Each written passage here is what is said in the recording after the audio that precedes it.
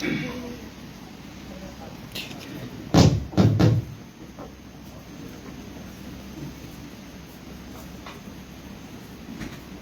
very good evening to all of you.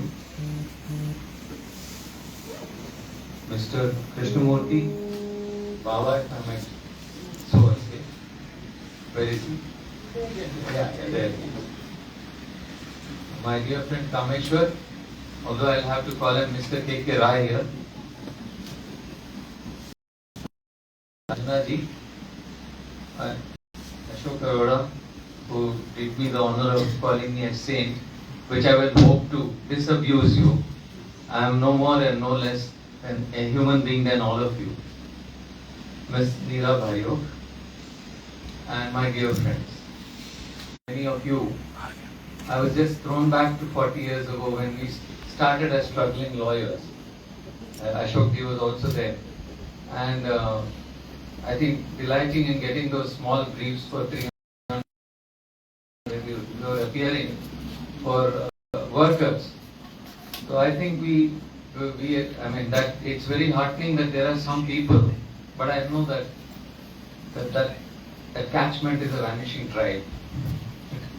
I can see the smiles on the people's eyes. Late Shyamala ji was part of. It is a pleasure to be addressing you today on this topic that is rather dear to my heart. The recollection of Indian legal history mirrors the male-dominated, colonially rooted and strong casteist backdrop of our legal system.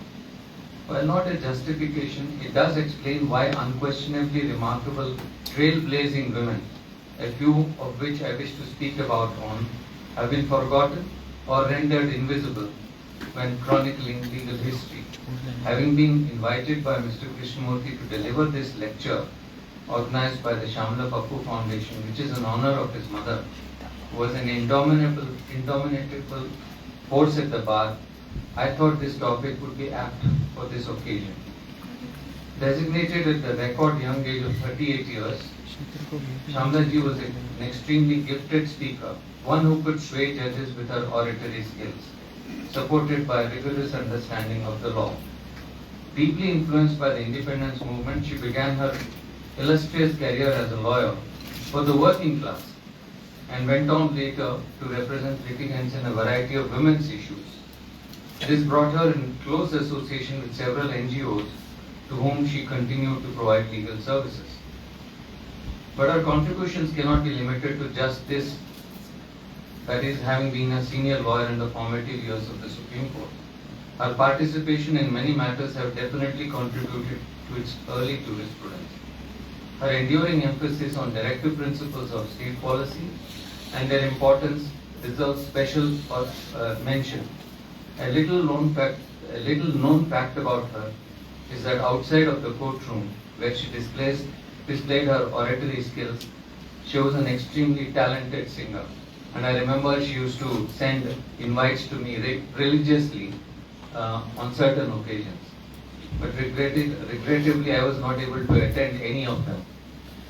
My first interaction with Ms. Pappu was in January 1981, when I was asked to present myself before the ASR Memorial Charitable Trust.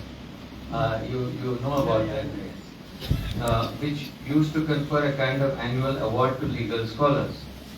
Having been chosen, I went to the office of the trust where Ms. Pappu interviewed me.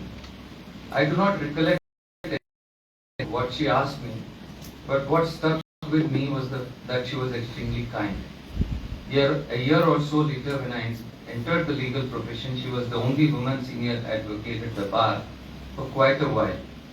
Once she came to know that I had some connection with Karnataka, she always claimed that FLM and bring their stories to the mainstream, where they rightfully belong. To start off, I'll begin from the late 1940s, the Constituent Assembly debates, and in the second half, speak briefly about some women lawyers who, despite revolutionizing the legal profession and even the judiciary, do not occupy the space they deserve in our conventional knowledge currently. First, Constituent Assembly members. Only 15 members were part of our male-dominated Constituent Assembly. The efforts and contributions of these women has been overshadowed, often forgotten, while talking about the constitution making process. You can see them in this slide.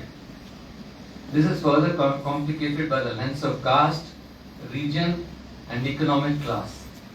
Today I wish to speak briefly on a few of them to showcase the important cross-section that they represented, the essence of their struggles, the dissents made by them, and consequently its results, which have had an enduring effect in shaping our constitution. I'll start with Dr. Durgabai Deshmukh. You can see her in this slide. She was a fierce rebel. She refused to accept societal limitations imposed on her, choosing to always take matters in her own hands. When she was 8 years old, she was married off to a man much senior to her in age. Within a few years, she had not only convinced her family to allow her to break away from the union, but also restarted her education. A few years later, while applying for an MA in political science, the Andhra University regretted its inability to grant her admission as there was no women's hostel. Durgabai promptly put in an advertisement in the local newspaper, rallied a few women, and started her own hostel. The result was a first-class degree with the prestigious Tata Scholarship to study at London School of Economics. Her spirit of fighting against all odds to do the right thing combined her with dedication to social upliftment gave her the title of Mother of Social Work by Indira Gandhi. She had the distinction of being the only woman member of the Constituent Assembly's panel of chairmen and the Select Committee on the Finance Bill. Through her participation in the Assembly debate, she reportedly moved 750 amendments. She was also inducted into the Central Social Welfare Board of the Planning Commission. For her rich contribution to social work, she was awarded the Padma Vibhushan in 1975. Today I would like to draw attention to three areas in which she worked tirelessly for the upliftment of women and children. First being the historic abolishment of the Devdasi culture in Madras by way of legislation. Second, her pioneering work in establishing the Andhra Mahila Sabha. And third, her insightful observations in the Constituent Assembly debates and how relevant they are even today. The first is the abolishment of the Devdasi culture.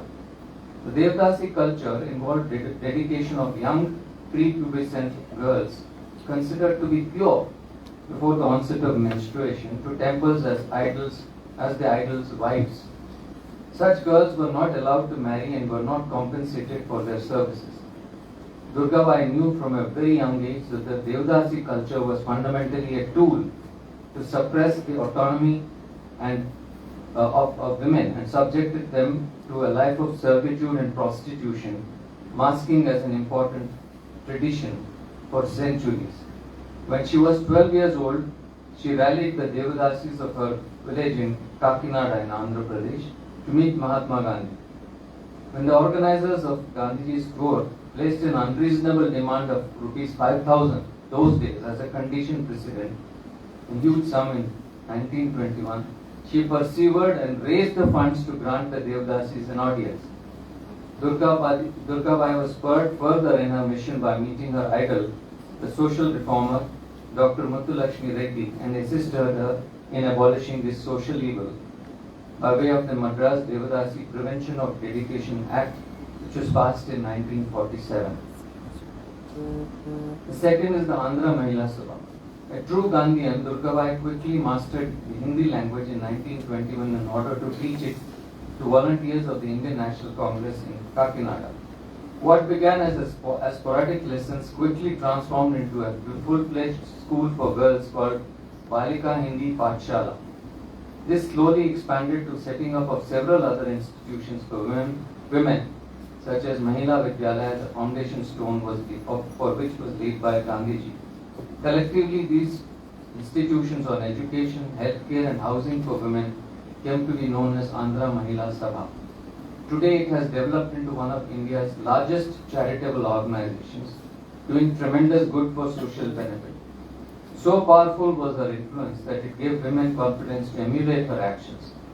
At the age of 15, Durgabai's father passed away. This is a very interesting anecdote. The prevailing custom was for the widow to shave her head. Durgabai's relations who had come to pay condolences pressurized her mother to observe this custom. Yet again, in a display of fiery defiance, Durgabai recalls the experience thus. I protested against this and told them that if they persisted in their demand, they had better get out of the house. My mother had lovely long hair. She was good looking. I requested her to resist the demand and finally she did not yield to the pressure. Since then I found her example being emulated in several families in the neighborhood. Her generosity extended to all, even transcending what would have otherwise been uncomfortable relationships.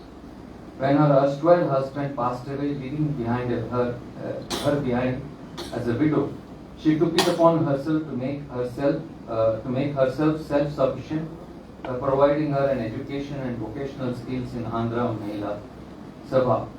Durgabai had an indomitable spirit, and she continued her efforts even when she faced the threat of physical violence.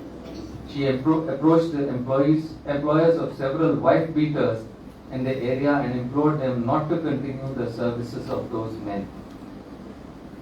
The most important part is the Constituent Assembly debates.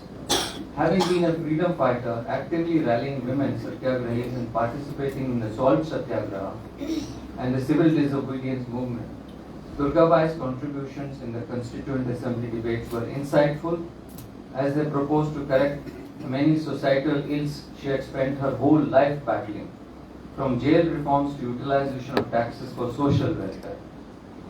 One such debate was on having a clear provision in the concurrent list of the draft constitution for the protection of children and youth from exploitation and abandonment. The draft constitution of 1948 envisaged the same as a fundamental duty under draft Article 31, thus not making it legally enforceable. To this she said, unless the state undertakes a direct responsibility, there will be no good. It is open to the state to come forward and make some subsidy or give some donation or some contribution to an association, either started by a private enterprise or by a philanthropist for the protection of infants. We know how these associations are struggling for their daily existence, and for lack of funds, they are not able to get on well. And in this manner, these poor homes would no longer serve the cause of poor children. I do not know what kind of help they will get if the state does not take direct responsibility. This is not a matter which could be left to private enterprise, but the state must take direct responsibility. There is no good in our stating the directive principles which will remain as pious declarations unless given effect to by the state. This reasoning remains relevant even today. While we have come a long way since ensuring that our children are provided essentials such as a matter of right and not charity, very often the infrastructure and development of systems that support these children are unable to do so due to lack of funds. It then becomes crucial for the state as guardian of the children to step in.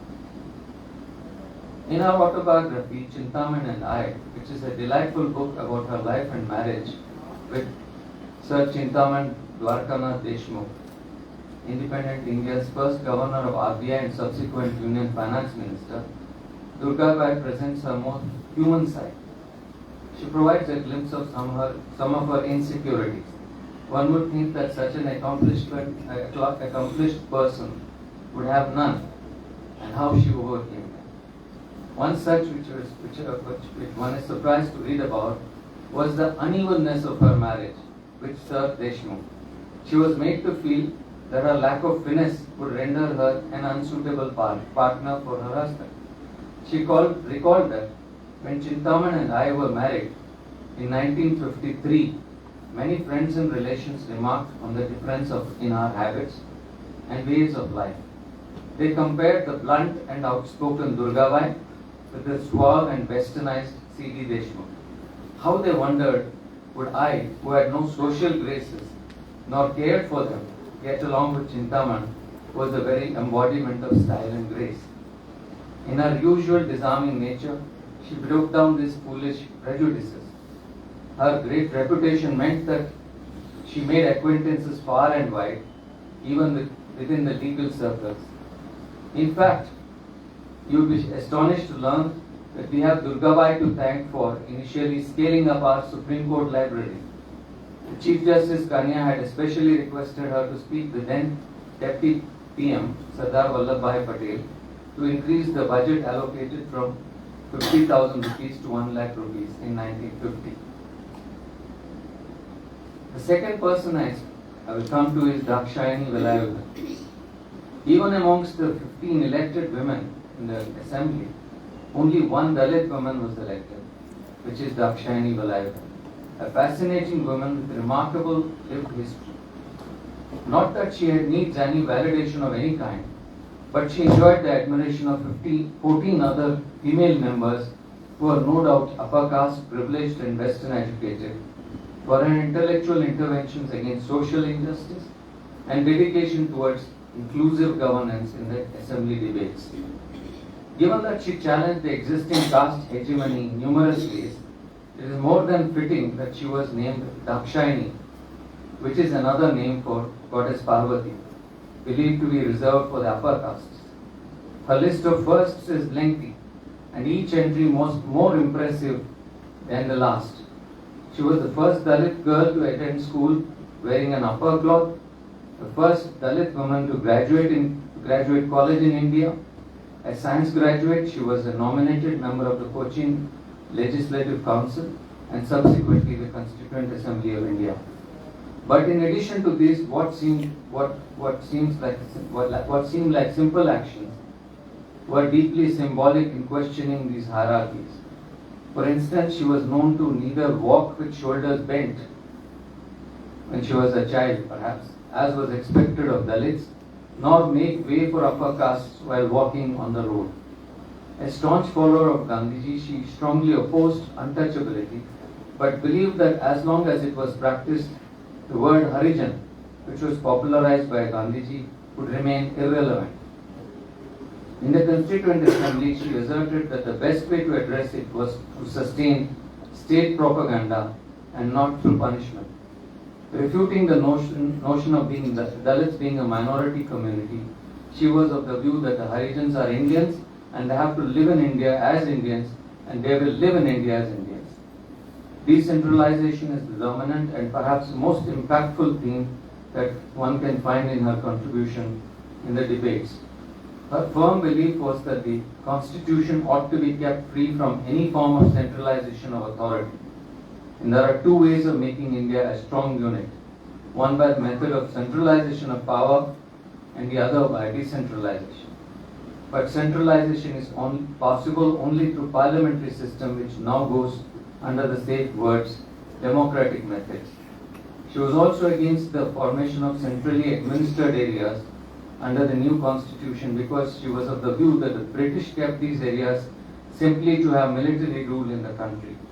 Her undying faith in inclusive governance is expressed in her campaigning for the spirit of freedom, equality and protection of rights as enshrined in the Constitution.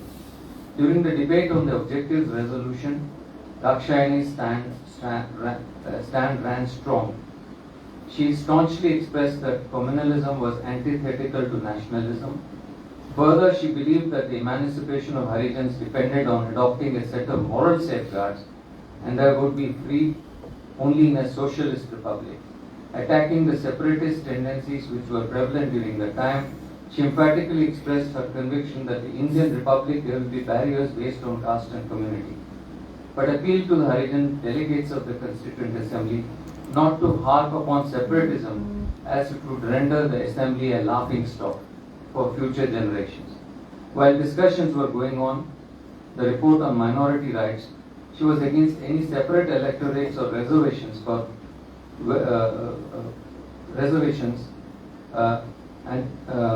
in any place whatsoever, which is reflected in her words while delivering her speech, which is that it is just because the British imperialism that has left marks on us and we are always feeling afraid of one another, so we cannot do away with separate electorates. This joint electorate and reservation of seats is also a kind of separate electorate. And the way Harijans could do better was by joining with the majority community and not depending on the votes of their own community. This was expressed on the occasion of the election of the advisory committee, wherein she articulated that Harijans also belong to the Hindu fold and have every right to represent Hindus in Muslim provinces. She strenuously supported the fundamental right pertaining to freedom from forced labor, and in the assembly asserted that this freedom would bring about economic revolution in the fascist social structure existing in India. While some of her views have aged differently and may be articulated differently in present times, one of the takeaways that I hope you will have is a firm view that our constitution is people-centric. She had said the working of the constitution will depend upon how the people will conduct themselves in the future, not on the actual execution of the law, which is a statement that runs true today more than ever. The third person I'll speak about is Rajkumari Amrit Kaur, perhaps the most well-known among these. She had inherited much of her nationalist fervor from her father, who belonged to a royal family. Her interest in politics was aroused due to the frequent visits to her father's house of many stalwarts of the freedom movement, particularly Gopal Krishna Gokhale. It was Gokhale perhaps who left a deep impression on the young mind of Rajkumari. It is evident from her own acknowledgement, as she had once said, that the flames of my passionate desire to set India free from foreign domination were fanned by him. After joining public life, she took an active part in the SALT campaign and was arrested. A true patriot, she condemned the communal award given by Ramsay MacDonald when he was the Prime Minister in 1932 regarding the political rights of major and minor communities in India. Rajkumari Amrit Kaur came under the influence of Mahatma Gandhi early in her life during the days of martial law in 1919, soon after the Jallianwala Bagh tragedy, and became one of his closest disciples. She threw herself into the movements aimed at the emancipation of women in general and Harijans of Shimla in particular. A silver-tongued orator of high order, she delivered a number of political speeches at various platforms espousing the philosophy of Gandhiji. Finally, in 1934, after always having been considered too attached to the material aspects of life, she succeeded in shedding that perception and joining Gandhiji's Sevagram ashram. Subsequently, for 16 years, she worked as his secretary. During this time, she campaigned for opening of more girls' schools and abolition of child marriage and polygamy. As a member of the assembly, she made important contributions to her speeches and debates and was selected as a member of several committees, including the subcommittee on fundamental rights, minority rights, finance rights, and so on and so forth. She is perhaps best known for revolutionizing the Indian public health sector. After independence, the Prime Minister Nehru invited her to become a member of his Council of Ministers. She thus acquired the distinction of being the first woman member of the Indian cabinet after independence and held the portfolio of health from 1947 to 1950 and again for 7 years from 1950 to 57. As Minister of Health, she worked earnestly and with all zest and devotion for the betterment of the health of the people. It was as a result of her dedicated efforts that the All India Institute of Medical Sciences came into existence. While piloting the AIMS bill in 1956, she said, "It has been one of my cherished dreams that for postgraduate study and for the maintenance of high standards of medical education in our country, we should have an institute of this nature in India, which would enable our young men and women to have their backgrounds with the necessary experience that we would like to have of work in villages and impetus that would like to give to them to do research in various spheres of medical education. This is a pure, honest attempt to bring to this country good standards of medical education." In 1954, additionally, Amrit Kaur set up a committee to study all aspects of nursing service and education. In a speech made on the Indian Nursing Council Amendment Bill, She said in 1957 November, the question of status of the nursing profession and the question of giving gazetted status to nurses occupying high offices in the state is something for which I have worked very hard. Maintenance of a higher standard of nursing is very necessary. There are several other path-breaking achievements to her credit, but I have chosen to highlight these. The other person whom I will speak about is a member of the Constituent Assembly, you might have heard of, is Hansa Mehta.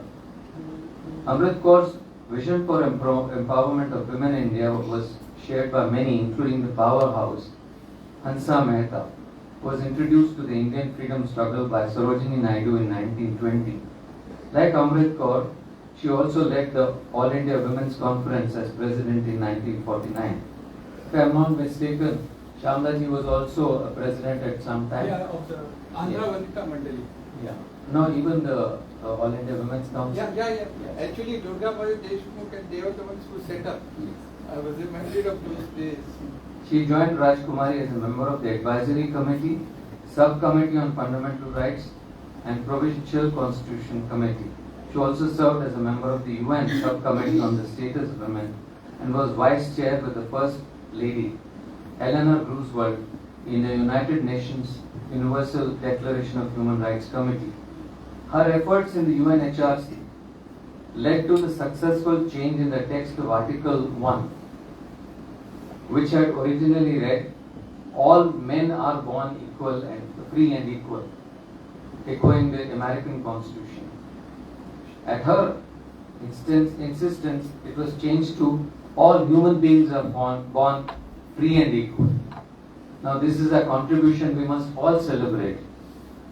While the draft of Article 15 of the Indian Constitution was being debated in the Advisory Committee, a problem arose as to the framing of the article in such a manner which would provide for non-discrimination of citizens while simultaneously also giving separate rights to women and children. Some of the male members of the Assembly were not in favor of making special provisions for women, contesting it to be a discrimination against them. Several objections were raised, but Hansa Mehta and Amrit Kaur were firm in their objection of not excluding the words sex from clause 2 of Article 15.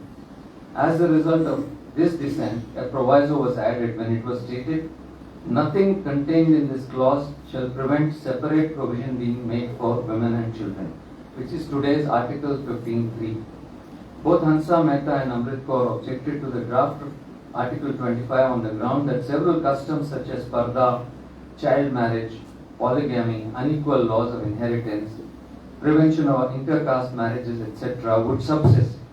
They argued that no clause in the fundamental right should make it impossible for future legislations to wipe out these societal evils in future. As a result, the words right to practice religion, as it was originally drafted, was replaced by the freedom of religious worship, which is more narrow. Hansa continued to champion women's rights outside of her participation in the assembly. She attempted to end the stigma surrounding birth control and use of contraception by spreading awareness of its forms to women. In the field of education, she established the Lady Irwin College for Women in Delhi and had the distinction of being the first woman Vice Chancellor of any Indian university. She also ensured female representation in the Bombay Legislative Council, having won its elections in 1937 and working as its member for 12 years. In conclusion of this part, I will say that many in and out of public life today may discredit or misunderstand those who waded through these testing times of framing the Constitution. We may have different views, but we must remember that while some of their positions and decisions may be considered unfashionable today, these are contributions of those who strove to make our nation a vibrant democracy with equality and liberties for all, which cannot be forgotten or erased from history.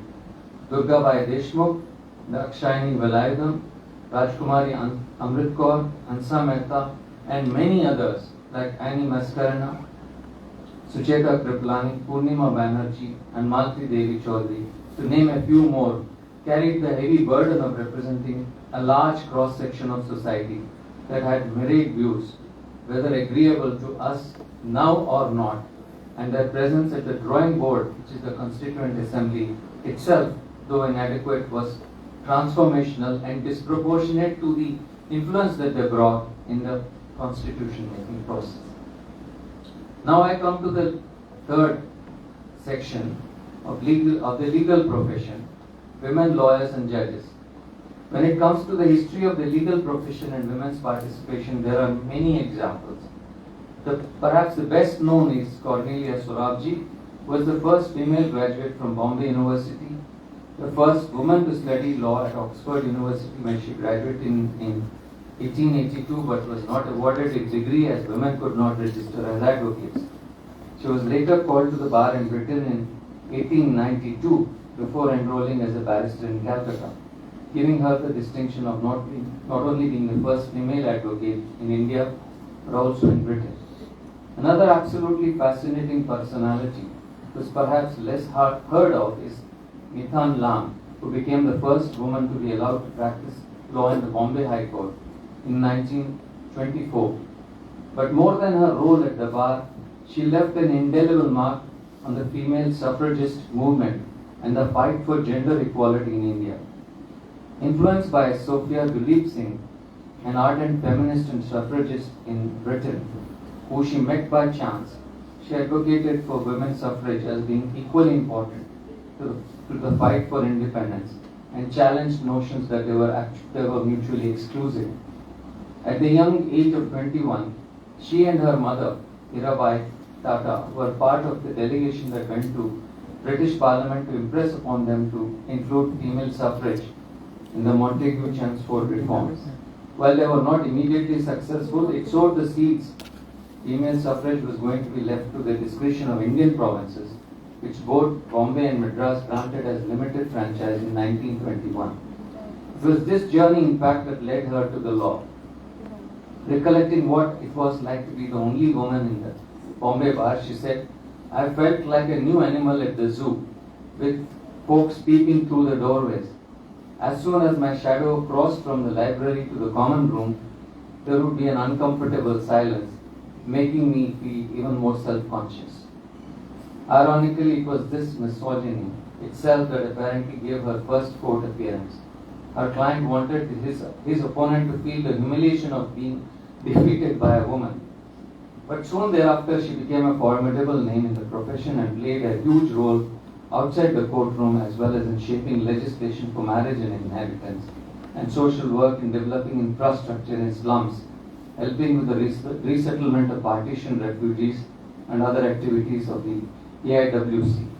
In 1947, she even became India's first female sheriff. It's a very ceremonial office today, but it had some meaning in the presidency towns back then. But before all this, how is it that a woman entered the profession at all? For this, we possibly have Miss Regina Guha and Sudhanshu Bala Hazra to thank for. After completing her MA in 1913 and Bachelor of Law in 1916 from Calcutta, Regina Guha submitted an application to be made a pleader in the District Court of Alipur, ruffling more than just a few feathers. The legal profession was a gentleman's club where women were simply not welcome, much like other contemporary cases around the world where women were seeking to be considered as persons under the statute governing laws. Regina was the petitioner in India. Her application to be pleader was heard by a special 5-judge bench of the Calcutta High Court, which determined whether the Legal Practitioners Act contemplated women lawyers. Despite relying on General Clauses Act, which states that words importing the masculine gender shall be taken to include the female, her arguments found no favor with the bench. 5 years later, Sudhanshu Bala Hazra, after overcoming many hurdles, similarly submitted an application in Patna High Court. It is said that the courtroom at the time was packed, with the Vakil Association of the High Court staging a protest. Her application too was rejected.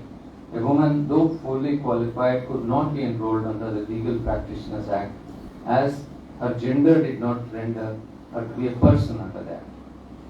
With the Sex Disqualification Removal Act in 1919 passed in England and Cornelia being allowed to be enrolled as an advocate, a focused campaign to amend the Legal Practitioners Act was kick-started in India by Sudhanshu Bala's adoptive father, Madhusudan Das, known as the architect of modern Orissa, and her sister, Saila Bala Das.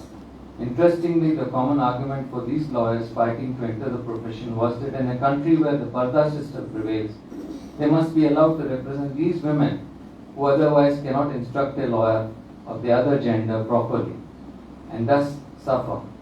Finally, in 1923, the Legal Practitioners Women Act was finally passed, removing disqualification from of women from the profession.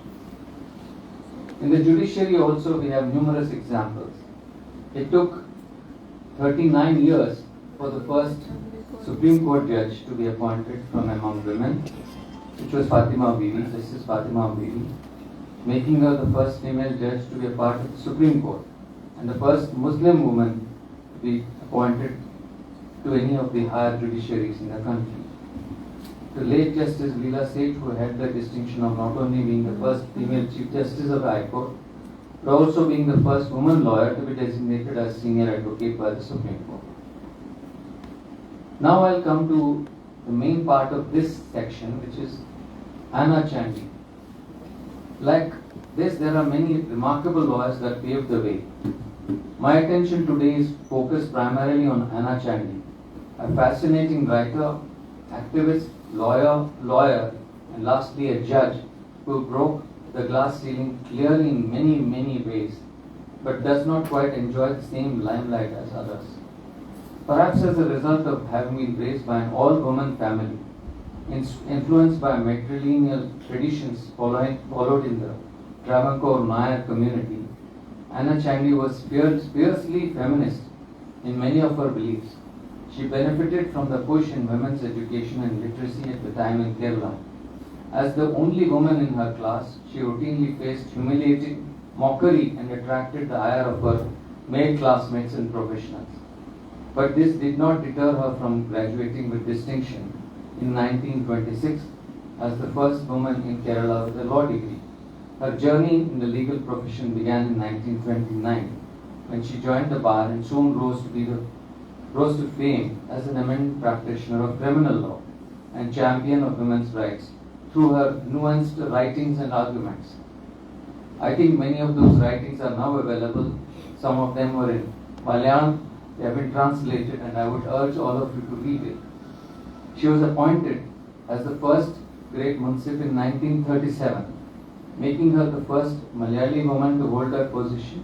In 1948, she went on to become a district judge, and in 1959, she was India's first female High Court judge and one of the first female judges in the Anglo-Saxon world, next to Emily Murphy. She retired in 1967, but continued to push for social reform as a member of the Kerala Law Commission. She just did not stop at the law. She even dabbled in politics. We must not overlook that women who actually dared to contest elections faced almost insurmountable obstacles. Anna Chandy also was no exception. Contesting in 1931, she faced brutal mudslinging, and when she lost the elections, the Malayala Rajyam, the leading newspaper, wrote an editorial full of unadulterated sexism. However, she was later elected in 1932 prior to being appointed as munsif. As a judge, she passed numerous important judgments which reflected an extensive understanding of the law, with unwavering emphasis on the dignity of the individuals and the right of the accused. Her forte was undoubtedly criminal law, over which she had a brilliant grasp.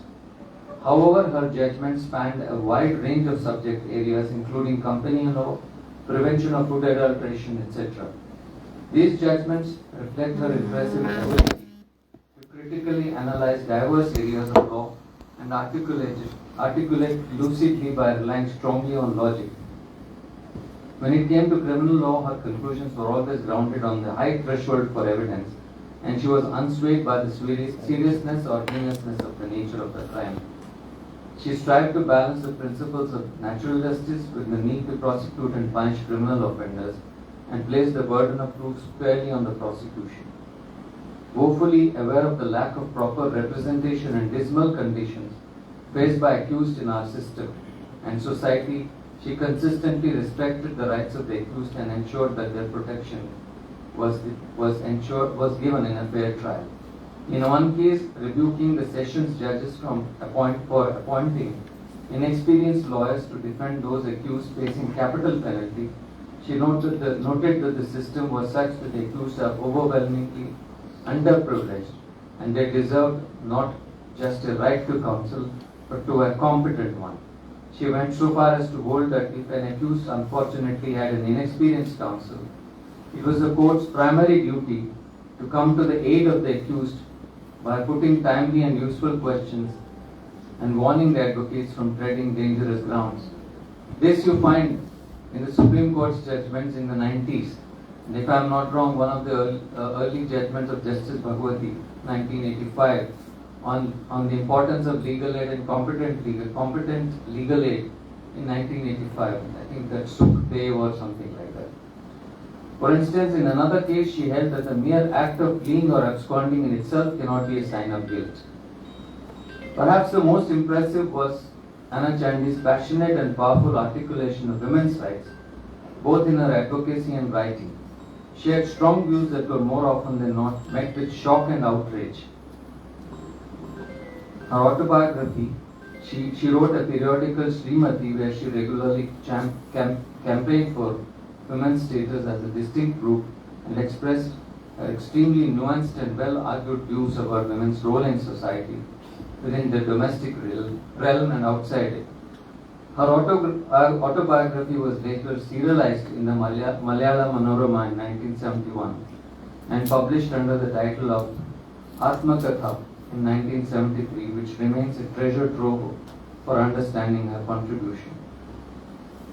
On women's reservations, in a marked difference from Constituent Assembly like members like Amrit Kaur or Dakshayani, in the public arena, Anna Chandy argued for women's status as a distinct group and actively campaigned for special measures almost 2 decades before it was written into our constitution. In 1932, she was arguing for proportional reservation for women in government jobs and demanding the status of a depressed community for them. Women members of legislatures and women's deputations were making frequent requests for fair representation in public bodies and service. But this was not universally supported. In fact, she faced severe backlash from the women themselves, but she always stood steadfast in her positions. Her understanding of equality based on the twin concepts of autonomy and dignity was far ahead of her times, given that it was only expressed by our Supreme Court 75 years later, when she actually advocated for birth control through self-control in the 1920s. She went on to make a resolution to the AIWC meeting in Trivandrum in 1935, asking the government to establish birth control clinics throughout the country, disseminate information, etc. Her advocacy was pioneering in those times, as it was based on a feminist conception of women's control over their own bodies. She challenged the notion that women's bodies existed solely for men's pleasure and argued against provisions in the Kerala Civil Procedure Code that denied women their agency. Much later, in a dissent note as a member of the 42nd Law Commission, she argued that a woman must be equally made culpable for engaging in adultery, which was punishable till it was struck down, that is Section 497. However, while she argued for equal culpability, she did not urge decriminalization of the act, for she believed that society at large had an interest in securing the institution of family, which was also evident from her insistence that the right to abort was a limited one. Strangely, here was a pioneering female voice who both advocated a pro-choice approach to women's autonomy, but only to the extent of contraception and not when a fetus was involved. wherein it turned to be pro-life approach given her deeply religious upbringing. Regardless, it is important to remember that for her to have these ideas and campaign for them in the first half of the 20th century was a feat in itself. There is some more, but I think I am running out of time. So I'll end this section on Anna Channing by saying that what is compelling about her is that she was a trailblazer like none other, because not only did she write prolifically on these contentious topics unwaveringly, but she adopted this rights-based approach even in her role as an advocate and as a judge.